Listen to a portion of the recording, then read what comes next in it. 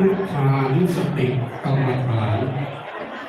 กราบบูชาสักการะพร้อมกันนะปฏิบัติการที่ผ่านอยู่นะครับนะครับตั้งใจนะตั้งจิตให้ดีนะครับให้เห็นภาพในใจนะพร้อมกันนะ